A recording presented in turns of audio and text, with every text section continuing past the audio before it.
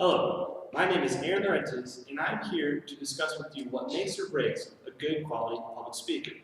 Now, even to the untrained eye, you're most likely able to identify who a good public speaker is and what a bad public speaker is.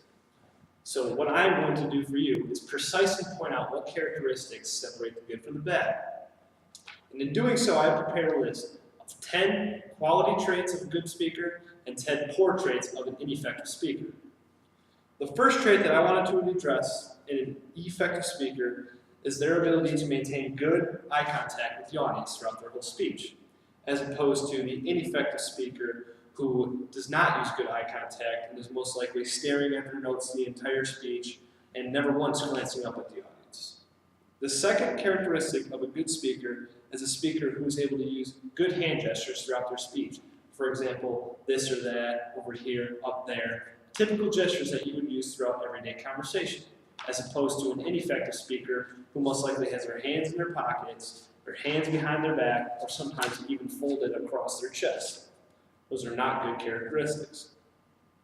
The third trait that I wanted to talk about a good quality speaker is their emphasis on good posture, their ability to keep their shoulders back, keep their head held high, and standing up straight, as opposed to the ineffective speaker who is slunched forward or leaning up on a podium the whole time or just standing, leaning on one side of their legs. Those are not what you want to be doing as a good speaker. The fourth trait of an effective speaker is showing enthusiasm. A speaker who appears interested in what they have to present simply engages their audience more, as opposed to the ineffective speaker who just seems disinterested or frankly just very boring in the way they present their material. No one wants to experience a boring speech. The fifth trait of a good speaker is someone who looks presentable and is dressed properly. For example, having their pants pulled up, their hair combed, or their shoes tied. An ineffective speaker is most likely going to have holes in their pants, their shirts untucked, or sometimes they're even going to have bedding. That's just the worst. The sixth trait of a good speaker is someone who's prepared and knows their speech, instead of a bad speaker who stumbles over his word or is constantly pausing just so that they can look at their notes again because they don't know their speech well enough to remember where they were at.